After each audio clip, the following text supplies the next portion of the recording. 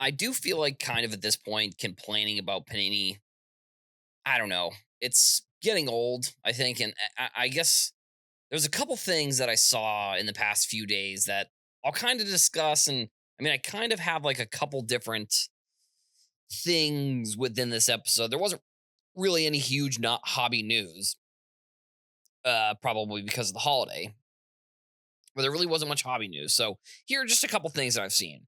So on this year's, so there was two cards that I've seen that I have some issues with that I'm annoyed with a little bit. There was a Kaboom and there was a Downtown. So the Kaboom was the Xavier Worthy Kaboom, and then the Downtown was the Marvin Harrison Jr. Downtown. Both of them are not even using images of them playing in games. And I guess I have less of an issue with the Marvin Harrison Jr. one because the Marvin Harrison Jr. one is just him in training camp wearing like shorts, but at least he's wearing like a helmet and like, he's at least kind of wearing his jersey. But like the Xavier Worthy, the one that I saw, it was him in just like sweatpants.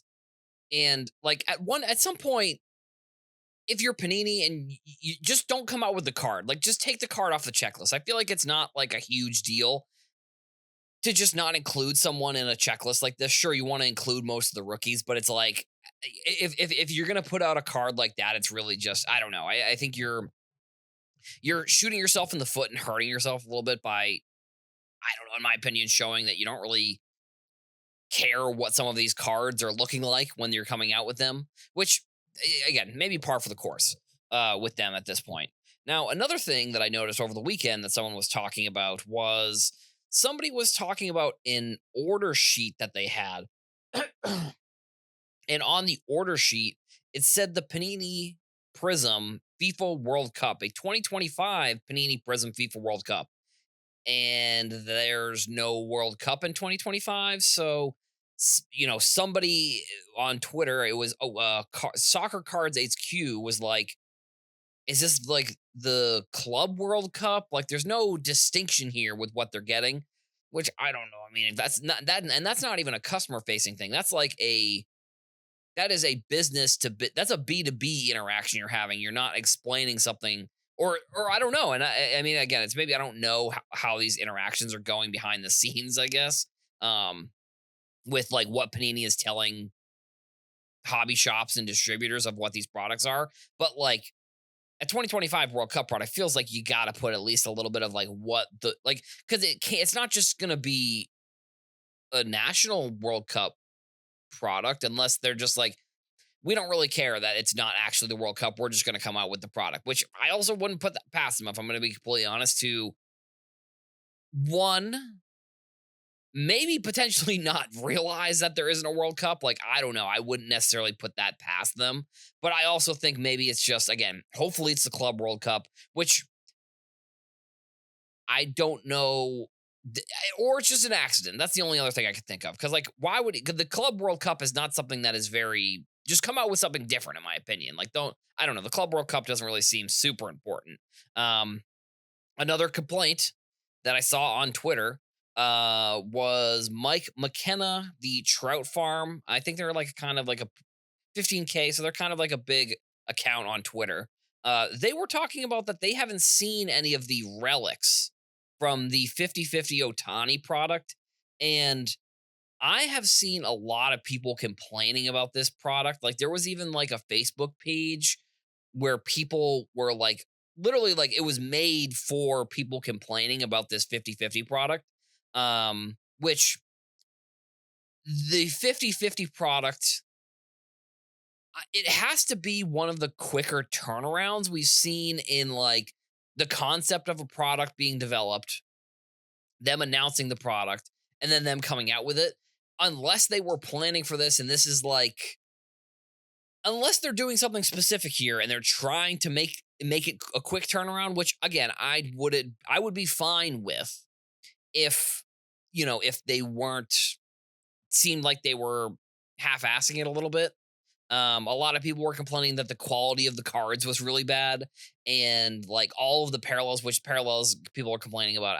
I don't know. At this point in the sports card industry, and you're complaining about parallels, I don't really know what you're looking for. But on the checklist, there are supposed to be 190 relics, but there haven't been one like that. And then someone in the comments did say that there was one posted on um posted on eBay, and it looks like other people are saying that there is one posted on Facebook that's a redemption. So, I mean, in theory, that would be why you wouldn't have seen many of the relics. And also, that probably makes sense why none of them have gone viral or any interesting posts. If they're all going to be redemption cards, like you're probably people don't really care. And it's another,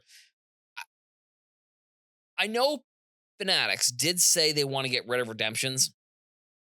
And I think that they are doing a good job at doing that actually.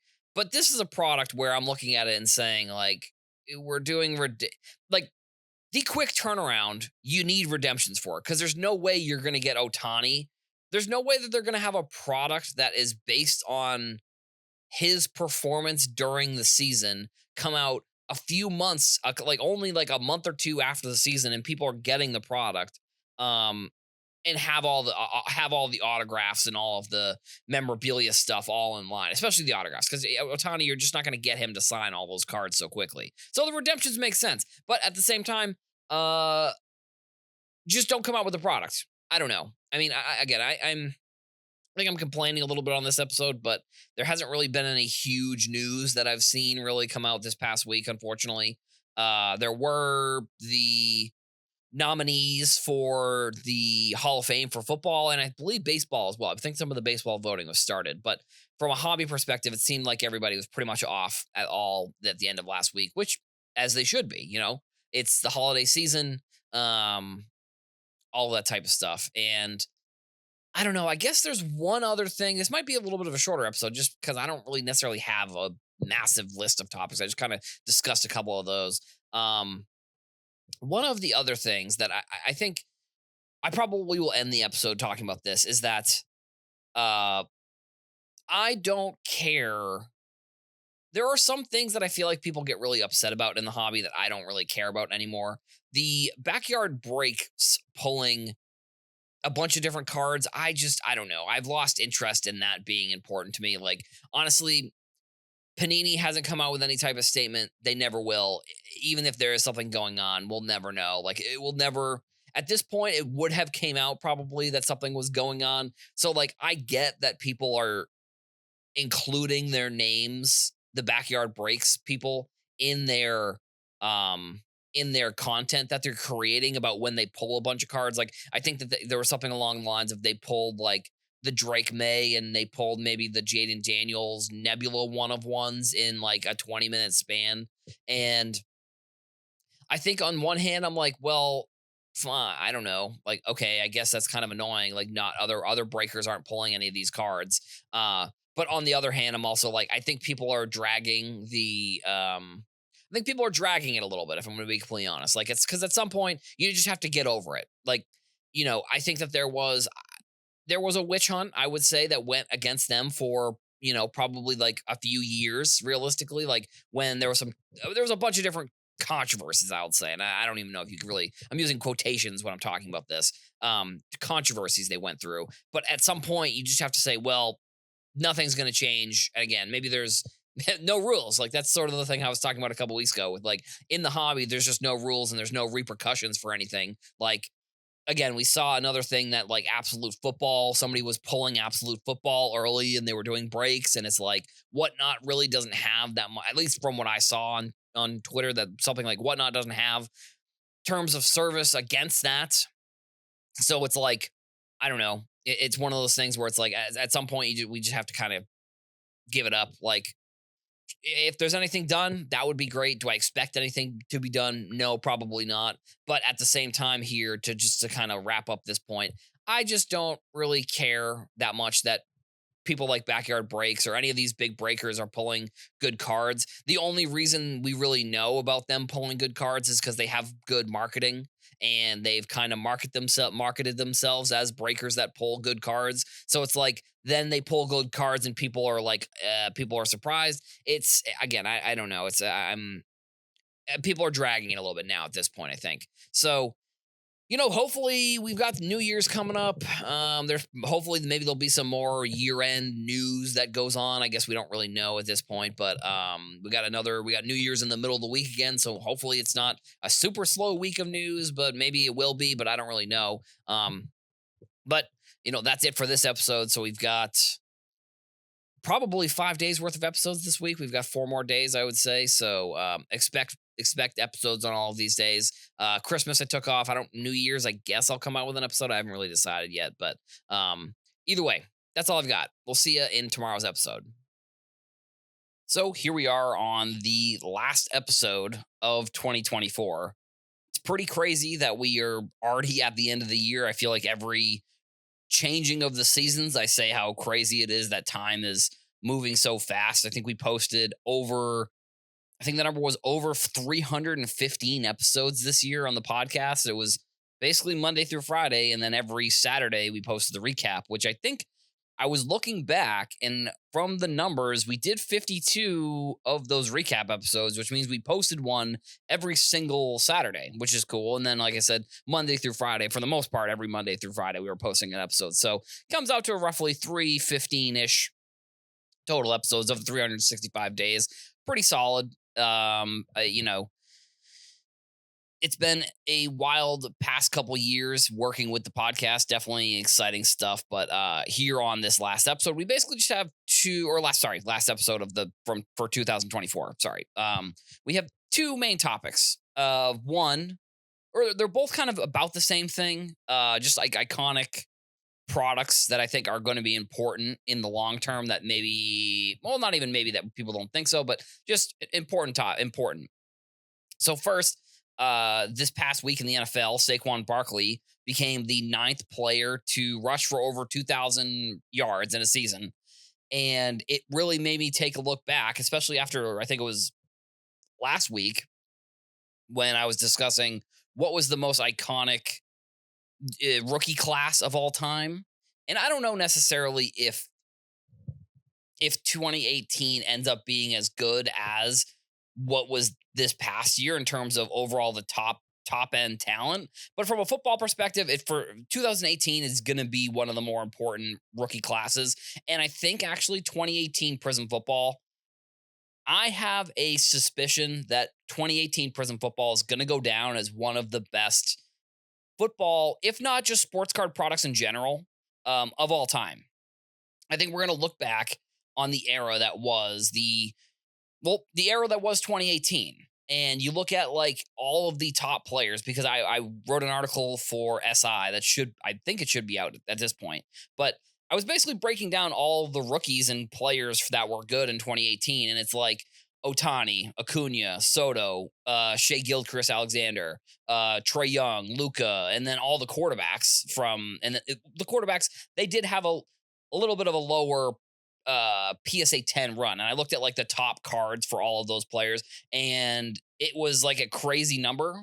And for football, if you compare football to baseball, no, sorry, football to basketball in terms of the Prism product, Luca over 20,000, Trey Young in the like high over 10,000. Same with Shea Gilchrist Alexander. But then you look at all the football players, and Josh Allen has the most PSA 10s, and he only has 2,000 total PSA 10s for some of his rookie cards. So I know that we are definitely at a spot where it might be better for you if you're looking to spend money. If you're looking to spend that kind of money on like a Josh Allen card or a Lamar Jackson or any of these quarterbacks, Prism base, I think, is a good starting point, but it might be worth looking into either silvers or some of the lower numbered cards from Prism. Obviously, autographs and RPAs are going to be your number one, but those are kind of in a different price bracket. Contenders autographs, national treasures RPAs, stuff along those lines. I think Optic, Donruss, Select, maybe even. I think Prism, although, is going to be based on the fact that it's still such an important product. And, the weird thing is, like, we're in the last couple of years of Prism football. Like, I think that Panini probably still comes out with unlicensed products, but like an unlicensed Prism product is not going to hit the same as all of the Prism products that they've been coming out with as they've had these licenses. So, like I said, overall, the Saquon Barkley Prism card, that one is below 1,000, might even be below 500 in total. I forgot the exact number. I looked it up earlier today, but I know it's fairly low.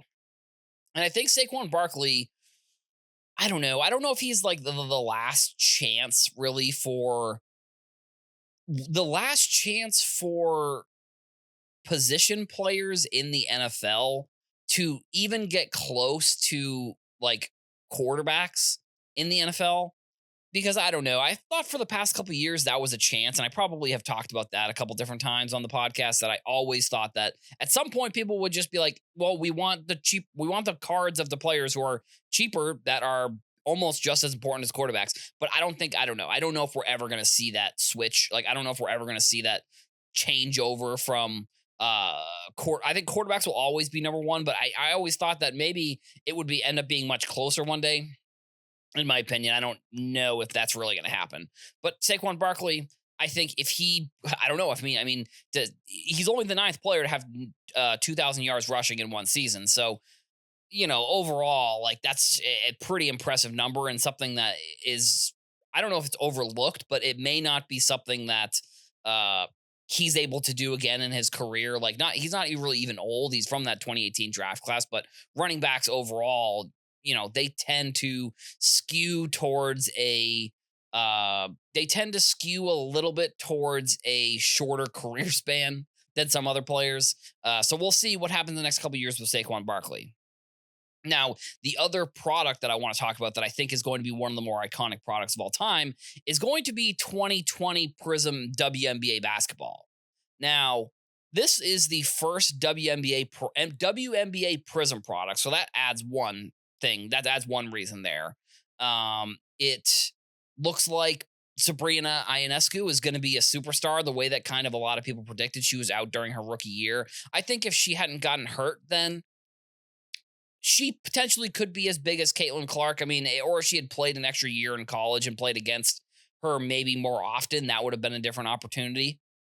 But her one of one black prism was actually listed on eBay for 600K, which right now, currently, Caitlin Clark owns basically like every WNBA top record for the amount of the price of cards. So, I think that this has the chance to break that record. It's listed on eBay, which I think is interesting, similar to the one of one Patrick Mahomes 2017 Prism autograph. It was a one of one. I think it was a black shimmer.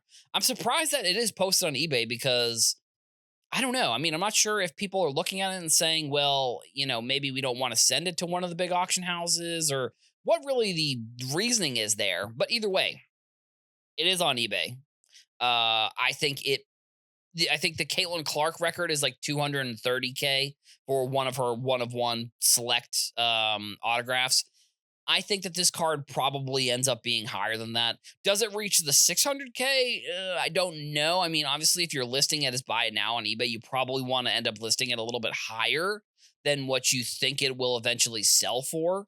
But either way, this is one of the more important cards, I think, in the grand scheme of WNBA, because Ionescu is like, other than Caitlin Clark, I think that she has the face of the league potential. Not in the sense that I think ultimately Caitlin Clark might be a better player throughout their career. But I think up until the Prism Caitlin Clark card comes out, the one of one somewhere that gets pulled, this Sabrina Ionescu one of one is probably going to be the most iconic and easily highest priced Prism WNBA card. And like I said, with Caitlin Clark owning all of those top prices, I definitely could see this card also getting over that threshold that is what Caitlin Clark is holding right now for those records. All right, so first podcast of the year. Hopefully everyone had a fun and safe New Year's. Hopefully you had some fun watching the college football playoff. Yeah, I mean, Texas, Arizona State, probably game of the year, had to be one of the games of the year for sure. So here on the show today, I want to discuss a topic that I saw on TikTok from one of the original sports card TikTokers. That is Rich, aka the Happy Collector. I don't sometimes I do take credit for being the first sports card person to be on TikTok, but if there is anybody that I could say that I remember doing TikToks at the same time when I was first starting, it's Rich, Rich the Happy Collector. Like I said, phenomenal. He makes some great videos similar to how I used to make videos, I guess, basically with just like news and topics and stuff along those lines. I mean, like I said, phenomenal TikToker. So go check out his page, and then come back and listen to this podcast. We'll talk about one of the things he talked about. So he put out a video he put out a video with an interesting topic. Basically, somebody was in his comments or he was responding to another comment about somebody who was complaining about opening up like a bunch of Donruss boxes maybe for Christmas potentially. They opened up like it might have been like I don't think it could have been a case because it wouldn't have been a case. It was probably like 4 or 5 boxes of Donruss. I don't remember the exact amount. But they didn't pull like any downtowns. They didn't really pull any crazy cards. And, the advice that he gave and the advice that I usually give is that if you're trying to get into sports cards and, be disciplined and make money, it's a singles buying game. And it's been like that for I think that's always been a decent strategy. I think at some point the strategy of buying sports card boxes and selling the cards that come in the box also at some point was a good strategy. I don't think that's really the way you can do it now. And I would almost argue that it's probably a little bit harder to rip packs and then even get cards graded because I do think that there was a period of time here where although the buying of sports card boxes was really a bad strategy if you were trying to make money within the industry, buying boxes and then grading the cards I think was a fine strategy, and I think actually one that kind of went, I don't know if it was necessarily underrated. I think it was like a lot of people were doing it. But one that, a lot of people were doing it, but I feel like maybe not as many people were talking about necessarily. Like definitely a lot more people were talking about buying boxes and ripping the boxes than there were people that were talking about buying boxes, ripping the boxes, and then getting stuff graded. Um, but within the video, he basically talks about like how if there aren't people buying boxes, then there aren't going to be any single cards to be sold. Um, and I think that on one hand is that's correct. I mean, it's just that just is math there, right? I think on one hand, unfortunately, I say unfortunately because I just don't think that a lot of customers are getting their money's worth with these boxes nowadays. I say unfortunately because I think that there always will be people who are ripping boxes of sports cards. And there's going to be people who like I think that there is probably going to be people who rip boxes of sports cards, know enough to sell the cards, but not enough to like do research on social media than to want to buy just singles, right? If that makes sense. And I think unfortunately he's correct about like if the sports card companies keep coming out with products that are just not very good, that eventually people could stop buying them potentially, and that then dries up the market for single cards. Like if there are, and this is kind of similar to a conversation I've had about how many parallels there are within products and how many like one of ones, and not even just one of ones, but like the one of ones trickle down to there are like multiple different versions of every variation. Like every numbered variation has every numbered variation has multiple variations within it, right? So like, and what I think ends up happening is that when that starts, we're in it right now, and I don't think it's when it starts happening. I think we're in it right now, and I don't know if there will be a correction one way or the other within the market.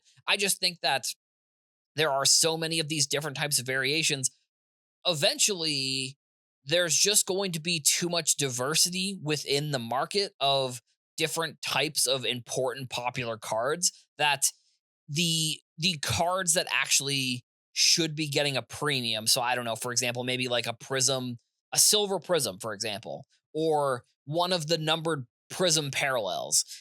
Like back in the day, it used to just be that there was like the silver prism, and then there was like there was like a number to 99, there was like a number to 250, there was a number to 15, there was a number to 10, there was a number to 5, and then there was one of one, and there weren't really this total crazy amounts of variations within the numbered cards. And now that we're seeing that, we're adding more parallels. It's like the how do I want to phrase it? The number of cards that people want to buy is just expanding. I think that's how I'm trying to figure out exactly how I want to word it. I think it's that the number of different cards that someone could want to buy is outweighing the amount of people that want to buy that specific card. Because if you were to say, oh, there's only a silver prism or there's only a blue numbered to 199, like there are only technically 199 of those cards that can be sold. But when you have multiple different cards that are all numbered to 199, it's like then what happens to the value in that specific card that was there because it was rare and now it's not exactly. So if you have the people who are buying boxes and they're sure maybe they're pulling a, and I'm just using this as an example. Maybe they pull a blue number to 199, but then maybe they pull a different random card that's one number to 199, and then they pull another random blue card that's not numbered at all. Like the and then the problem also with that is that the boxes are coming out and they're just not, they don't even have they don't even have the cards that are like semi good because there's so much product. So it is an expansion on kind of the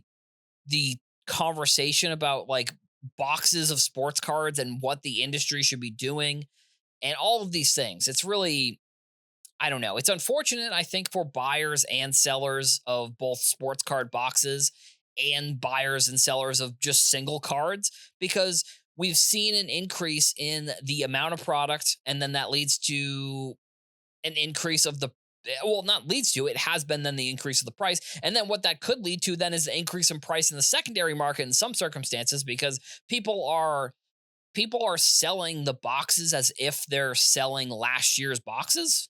I think if that makes sense. Like they're not selling the boxes as if there are 10x the amount of boxes there are. They're selling them at a inflated price almost because those boxes they're selling them at almost an inflated price because they're selling it based on the configurations of previous years of boxes. So ultimately, I think not really.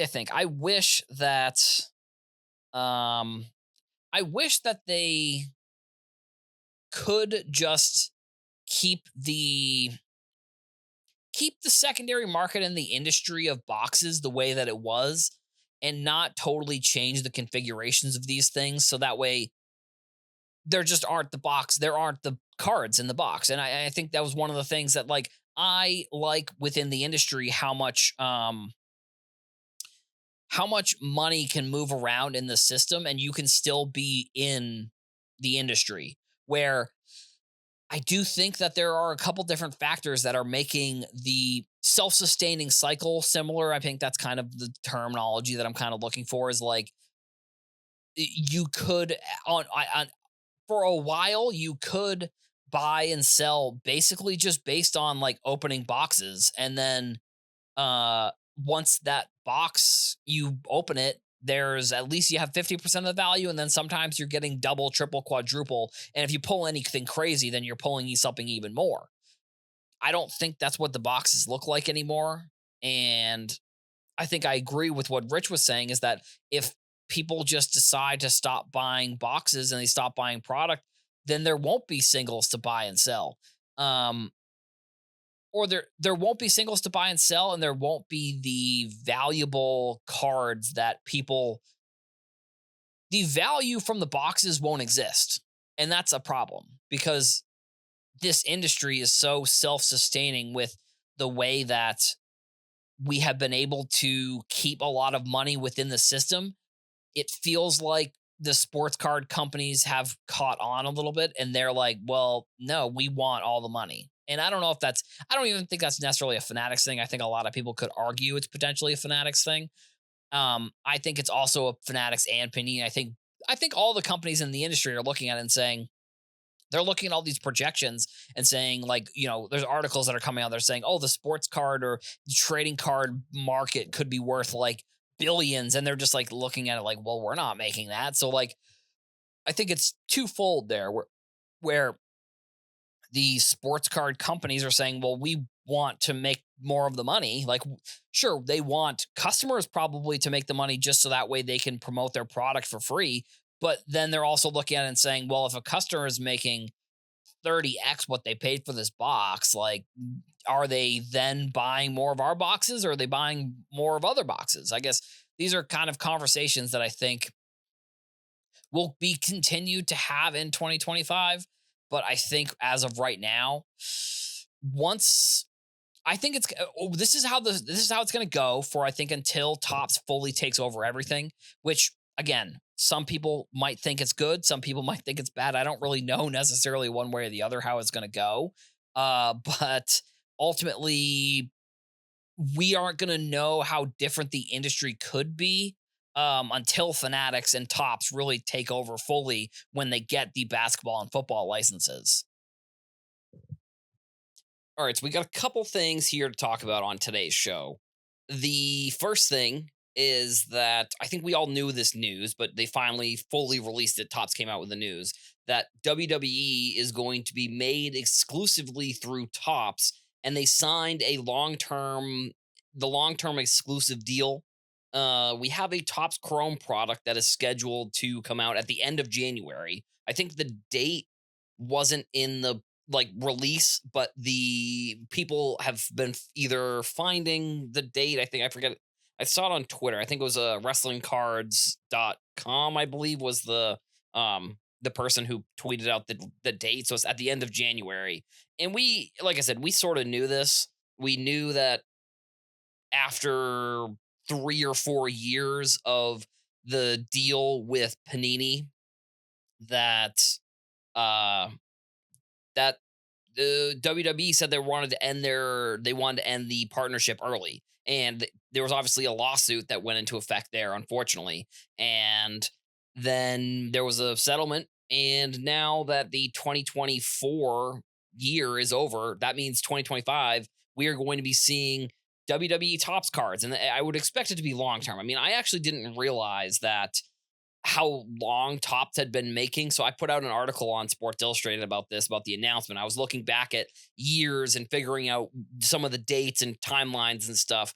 And I thought Panini had made cards like a lot longer for WWE, but I guess they hadn't. But I didn't realize that Tops had been making WWE products from like 2006 until I believe it was 2021, which 2022, 2023, 2024 is the years that Panini was taking over for those cards. So we have a date, Tops Chrome. That's going to be a big product. I don't know if we have any other official uh, products that have been announced, but that one has been announced. We've seen card designs. We've seen there's inscriptions on the autographs, which seems pretty obvious. I mean, I feel like that is definitely going to be one way with WWE to get people very interested in these cards. So there's that. And then there were also two interesting stories that I saw that popped up when I was looking through different things online. Like I type in sports cards and just look at some of the news stories occasionally. And one, which I'll get into in a second, was about regulations in sports cards. But within this article, they actually put out that as of December 9th of last year, that $1 million Connor Bedard one of one Young Guns, I guess, was no more. There had been, I don't remember if like so okay sorry so to catch anybody up with that story who hadn't heard, when last year's Young Guns were coming out and Connor Bedard was in series 2, there was a $1 million bounty that David Adams, which I mean they have been very good at. I think using them as an example in this article actually is not the best example. It's definitely the most recent example of them taking it away, but I mean they've been very good at putting out bounties and then when the card surfaces actually paying the bounty. And I think they're really one of the only people I can think of within the sports card industry that has done that at all. So I don't know. I mean, I think using them in this context may have not been the move for it, because it was an article written by Yahoo Sports. And the article was kind of some stuff that I've been talking about. Is regulation needed within sports cards? And now I think I want to get it out of the way first, that there is there's no way that that's going to happen. Unfortunately, as much as I think that there should be, as much as I think that there should be some sort of old person or some sort of committee or some sort of organization overseeing what's going on in sports cards, I really think it's going to be a company by company basis on what, regulations or what ends up happening within the industry. Because at this point, if there hadn't been regulations put into this point, I really just don't see them coming into place. I mean, sure, we may see things down the road. I mean, licenses, I think, would be one that I would find very interesting. Like, to sell sports cards, you have to have a license. I don't know. It just seems like, the thing with sports cards that's great and that I find can be a little bit problematic is that there's really no barrier to entry. And the problematic part about it is that there's no barrier to entry, which means that people can just scam people without really any repercussions. All they have to do is just move on to a new thing, and then they kind of can keep on scamming people. You move on to a different eBay account, move on to a different thing. Like, it's really seems fairly easy to do that if you have whatever systems or process in place to scam people. But it's also good because it's an easy way to, if you like sports and you want to get into business, it is one way to get into the sports business in a way. Like, if you want to create a business that has to do with sports, like I said, it's an easy way to get in. Is it easy to make money? No, because that's another thing that I saw on Twitter actually the other day was like people asking, like someone put out like um someone just put out a tweet asking if people had made profit, which I think you really have to be super disciplined if you are trying to profit and actually have it be a sustainable, profitable business where you're making revenue. Because I also think it's very easy to get carried away with, like, if you make, I don't know, I'm just using a random example. Like, if you make $100, $200 on a card, it probably is fairly easy to just go online and join a break. Or if you're at a show, it's probably pretty easy to go find someone with $100, $200, $300 box and use the profit that you just made from the selling of the card to gamble a little bit. Because that's really what I think sports cards, unfortunately, I think that's what it has become in the grand scheme of things. I think we're seeing it similarly with like the Disney Genesis product.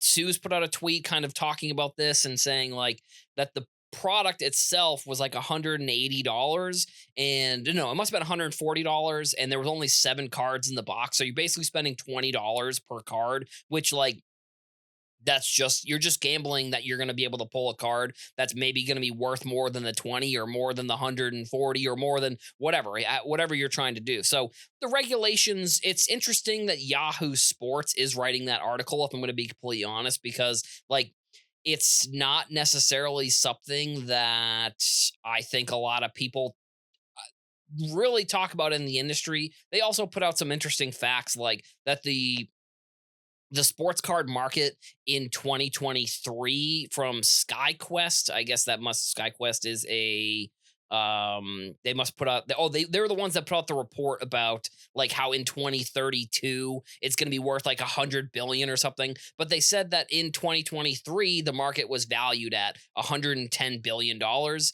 and sports cards become currency as they are traded as frequently as stocks.